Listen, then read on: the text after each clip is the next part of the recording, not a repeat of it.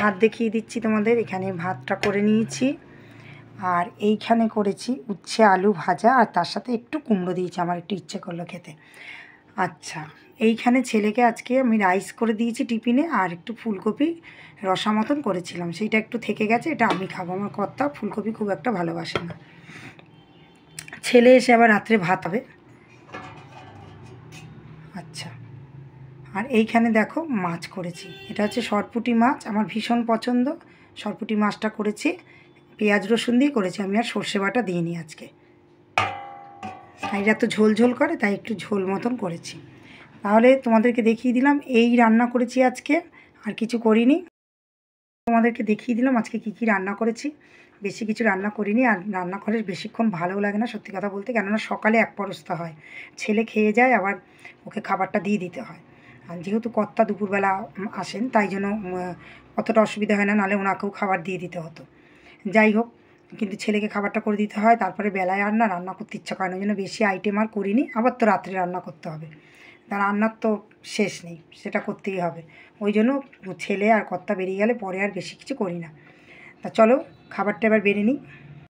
দেখো খাবারটা আমি বেড়ে নিচ্ছি, অল্প একটু ভাত খাবো আজকে, আর আমার জন্য ডালিয়াটা করিনি।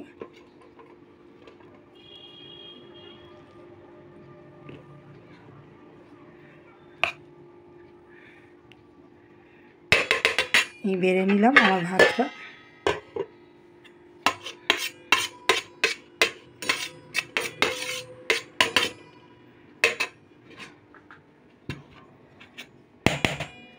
এইবার নেব একটুখানি উচ্ছে ভাজাটা নেব।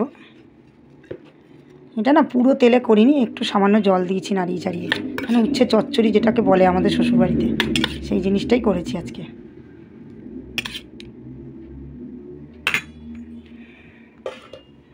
এই দেখো নিয়ে নিয়েছি, আর ফুলকপিটা তো আমি খেয়ে নেবো পুরোটা, একটুখানি আছে, কর্তা খুব একটা ভালোবাসে না ফুলকপি। তারপর চলো খাওয়াটা স্টার্ট করে দিই।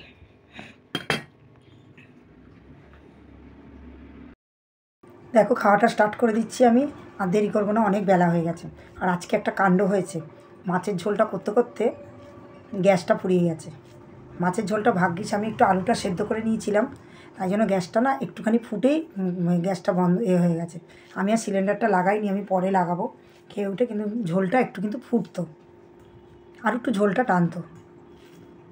আমি আর যতটুকু ফুটেছে, যেহেতু আলুটা দেখলাম সেদ্ধ হয়ে গেছে, আমি আর সিলিন্ডার লাগিয়ে মানে আর ফোটাইনি মাছের ঝোলটা, ওই অবস্থাতেই রেখে দিয়েছি।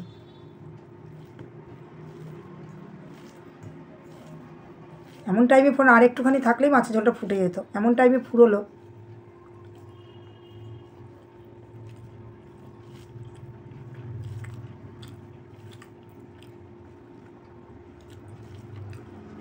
খুব তিতো হচ্ছে এটা।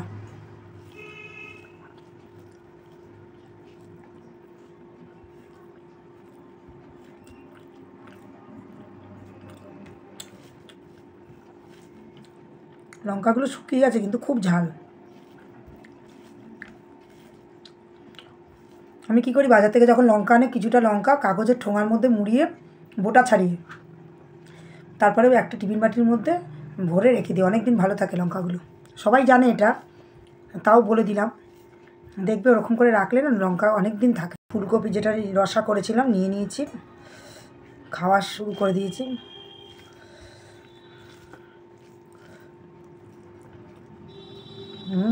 খুব টেস্ট হয়েছে,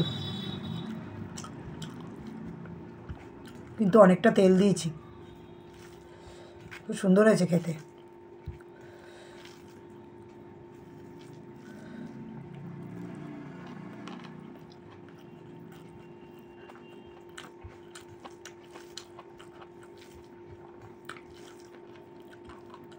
নিজের রান্না নিজেই ভালো বলছি, কিন্তু সত্যি ভালো হয়েছে ফুলকপির রসাটা। চলো ফুলকপি দিয়ে খাওয়া হয়ে গেল, তাও মনে হয় ভাতটা আজকে বেশি নিয়ে নিয়েছি। এইটুকু ভাত দিয়েই মাছটা খাবো, খেতে ইচ্ছা করলেও খাবো না, মনের জোরটা রাখতে হবে, সুগারটাকে কমাতেই হবে। তাও তো আজকে ডালিয়া করতে পারলাম না। চলো এই দেখো সরপুঁটি মাছ নিয়ে নিচ্ছি, ভীষণ ভালো লাগে এই মাছগুলো, না সর্ষে দিলেই ভালো হতো, কিন্তু দিলাম না, সর্ষেটা একটু যেহেতু শিলনোড়াটা এখন ব্যবহার করছি না, আর অল্প সর্ষে না মিক্সির মধ্যে ভালো হয় না, ভালো করে পেস্ট করা যায় না। আর তখন কি করে এই সর্ষে গুঁড়ো প্যাকেটের একটু আগের থেকে ভিজিয়ে রাখলে ভালো হয়। আজকে গ্যাসটাও ফুরিয়ে গেছে, ভাগ্যিস আমি আলুগুলো সেদ্ধ করে নিয়েছিলাম। আবার সিলিন্ডার লাগাবো আর ইচ্ছা করছে না, এই পরে উঠে লাগাবো, সন্ধ্যাবেলা লাগাবো চা খাওয়ার আগে। চলো নিয়ে নিয়েছি সর্ষে থাকে। আমার ছেলে, এত বড় ছেলে, এখনও কাঁটাওয়ালা মাছ দেখলে গজগজ করবে, কী মাছ কাঁটা ভর্তি। এটাতে কাঁটা থাকলেও মানে কাঁটাটা ছাড়ানোর সুবিধা আছে। যেমন ওই যে কী ঢেলা মাছ না কী বলে আমার শ্বশুরবাড়িতে, আমরা বলতাম চোখ বড় মাছ, আমাদের শ্বশুরবাড়িতে বলে ওগুলোকে ঢেলা মাছ, ফ্যাসা মাছও মনে হয় বলে ওগুলোকে। যাই হোক, অর্ধেক মাছ, অনেক মাছ চিনিও না, ওই মাছ আনলে আমার ছেলে খেতে চায় না, ভীষণ গজগজ করে।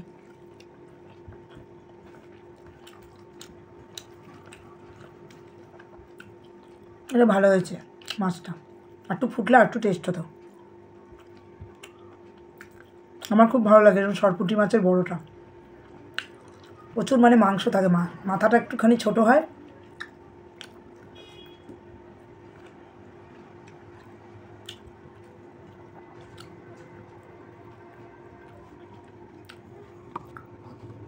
চলো তাহলে বন্ধুরা, খাওয়াটা খেয়ে নিই, হয়ে গেছে শেষ পর্যায়ে। আজকের মতন টাটা, তাড়াতাড়ি করে খেয়ে নিই বাকিটা। সবাই ভালো থেকো।